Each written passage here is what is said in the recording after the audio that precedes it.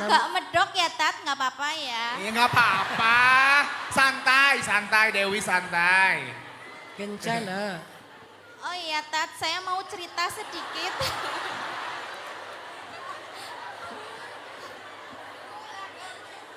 Sebenarnya yang fans sama Ustadz itu suami saya. Oh, suaminya mana? Di rumah. Kenapa nggak diajak Mbak Dewi? Capek. Jadi dulu tuh suami saya sering banget dengerin Ustadz ngaji, terus ngikutin Pasti ngaji. karena dikira cewek ya? Enggak, Oh enggak. karena lihat Ustadz tuh kayak berwibawa terus.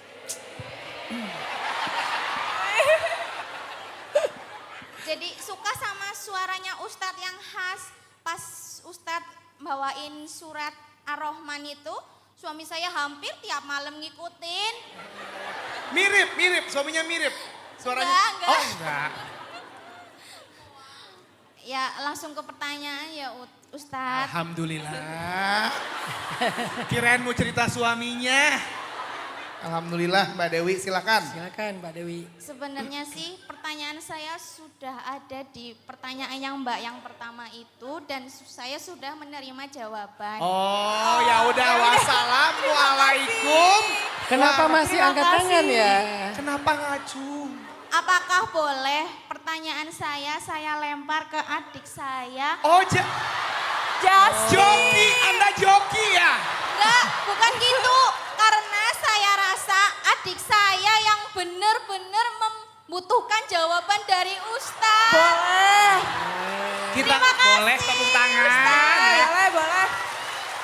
Bisa gitu ya? Ini adik saya Ustadz dan saya anak kedua perempuan. Oke. Anak kedua perempuan. Ada kedua perempuan, Anak Ustaz. kedua perempuan. Tadi Mbak Dewi udah mengenalkan suaminya, adiknya siapa lagi yang mau dikenalin siapa lagi? Ayo. Udah cukup. Terima kasih sekali. Boleh Ustaz? Boleh. Boleh. Silahkan. Assalamualaikum warahmatullahi wabarakatuh semuanya. Ustaz. Waalaikumsalam. Warahmatullahi wabarakatuh. Siapa namanya Mbak? Perkenalkan nama saya Wulandari. Kok ngeblur? Oh ya. Maaf ya.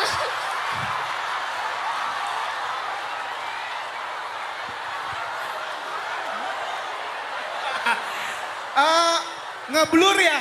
Tergantung amal Ini udah kayaknya. enggak, ya maaf. Saya percaya Mbak Wulandari adiknya Mbak Dewi, percaya sekarang.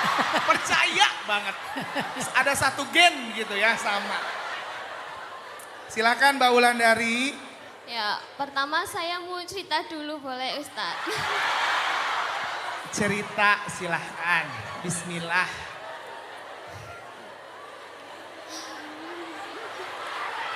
Ustadz sabar ya, maaf ya. Enggak. Saya lagi kepikiran apa kita ngopi dulu ya? Ini langsung cerita Ustadz beneran. Ya, nggak silakan bohong. Mbak Wulan. Ya, saya anak terakhir dari 4 bersaudara Iya, Ustadz. Mbak Dewi anak kedua, saya tahu.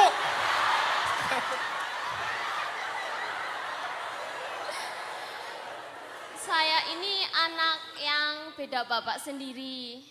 Oh.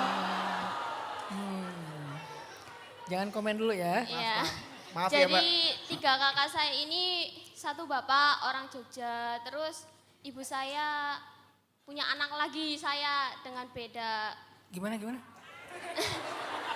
Jadi Maksudnya beda bapak kan? iya, Oke, berarti anak pertama dari bapak yang ini. ya betul Ustadz. Kadang saya sedih banget ya. Nangis.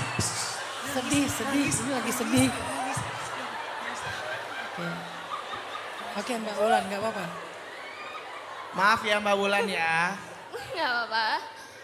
Saya dari kecil, dari dalam kandungan malah nggak pernah ketemu ingat. sama saya. Saya lupa.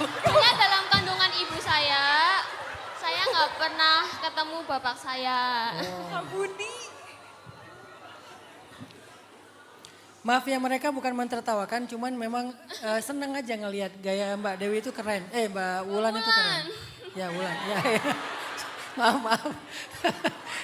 Oke. Ya, kadang saya sebenarnya iri banget. Kadang saya sampai WA ke bapak kakak-kakak saya, nganggap dia itu bapak saya. Kadang saya terlihat humoris ya di depan orang, tapi saya juga pengen punya bapak kayak orang-orang Ya. gitu. Terus saya nggak tahu sebenci apa bapak saya sampai dia menyuruh ibu saya menggugurkan saya sampai 3 kali. Saya terima kasih banget pada ibu saya. Dia sampai sekarang single woman ya, belum menikah, mau ada yang mau. Mbak. Lagi sedih.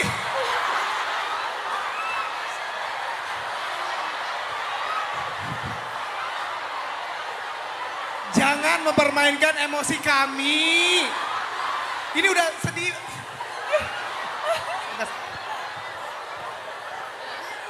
Menuju klimaks tadi ya. Ini nggak jadi, mau turun air mata nggak jadi, naik lagi. Ibu saya dulu disuruh menggugurkan saya sampai 3 kali dan nggak tahu kenapa Tuhan masih memberi saya umur sampai sekarang ini mau 21 tahun. Makasih banget ya buat ibuku, ini harus nonton. Aku sebenarnya sayang banget sama ibuku, tapi aku kadang gengsi ya ngomongnya. Sebentar, mungkin kita telepon ibunya ya. Berapa nomor WA-nya? Jadi Ya. saya nggak tahu, ya bukannya saya nggak bersyukur ya Ustadz kalau dibilang hidup saya enak, saya nggak enak-enak banget sih, tapi saya juga nggak susah-susah banget. Saya di sini pengen bertanya, kenapa ya kok aku yang dikasih ujian kayak gini sama Tuhan, kenapa aku nggak punya bapak? Kenapa bapakku sebenci itu sama aku, padahal dia belum sama sekali melihat aku, dia udah mau ngebuang aku. Saya yakin kalau ayah Mbak Wulan ngelihat Mbak Wulan, dia akan sayang banget sama Mbak Wulan.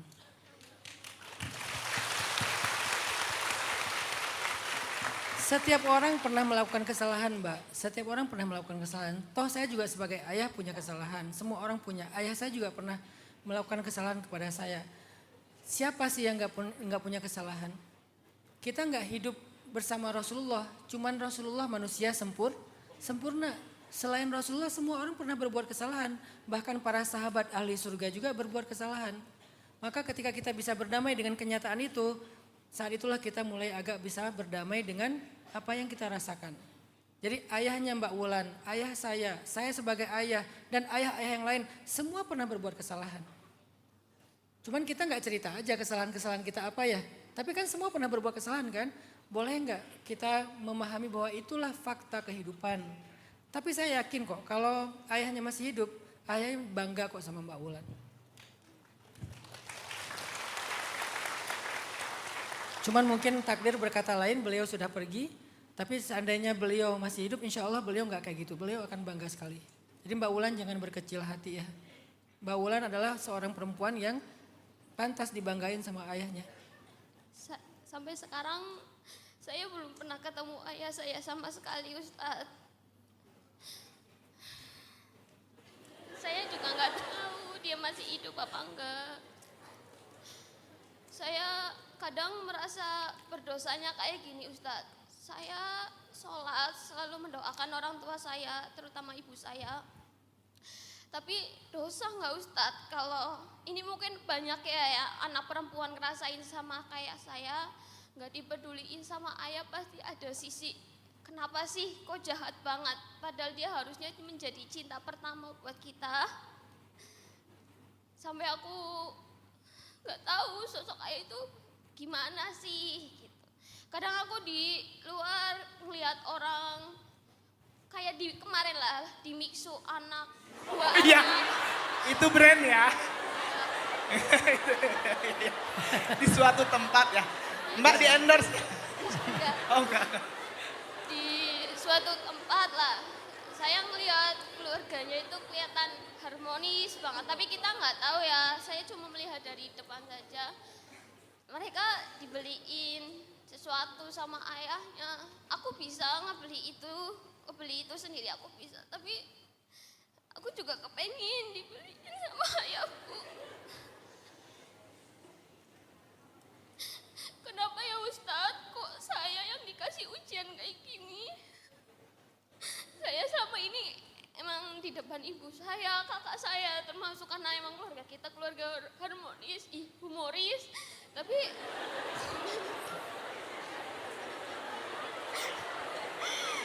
aku tetap aja ngerasa sedih Ustadz kalau aku lagi sholat, lagi sendiri di kamar. Kadang aku nangis sampai ditanyain sama ibu, kenapa sih di kamar terus gitu kan. Ya sebenarnya aku nutupin nangisku Ustadz. Terus kadang aku ngerasa sekecewa itu sampai ninggalin sholat Ustadz. Padahal dulunya aku kalau dengar azan aja udah getar banget, perasaan aku kayak pengen sholat gitu. Tapi kalau sekarang itu kayak sakit banget Ustadz kalau keingat perbuatan ayah saya yang ninggalin saya. Udah? Mohon bantuannya Ustadz biar gimana. Ya, terusin. Makasih Ustadz. Semuanya. Wassalamualaikum warahmatullahi wabarakatuh. Waalaikumsalam. Semangat buat Mbak Ulan. Kita kasih support Mbak Ulan. Mbak Ulan dan teman-teman sekalian, kita kan lagi belajar ya. Lagi belajar untuk mengganti metode belajar dari hidup. Bertanya bukan cara belajar tentang hidup. Apalagi mempertanyakan, bukan cara belajar tentang hidup. Ini bukan saklek, bukan galak ya, bukan gak mau memahami perasaan, bukan. Tapi emang metodenya kayak gitu, rumusnya kayak gitu. Di sekolah kita bertanya, tapi di hidup kita belajar menerima, baru kita akan ngerti. Saya cuma berharap Mbak Ulan jadi ngerti. Maka cara untuk mengerti itu, Mbak Ulan belajar mengatakan kalimat tadi, la ba'sa. Nah sekarang yang saya pengen membesarkan hati Mbak Ulan supaya mampu mengatakan la ba'sa adalah, Mbak Ulan itu gak sendiri dengan kondisi kayak gini.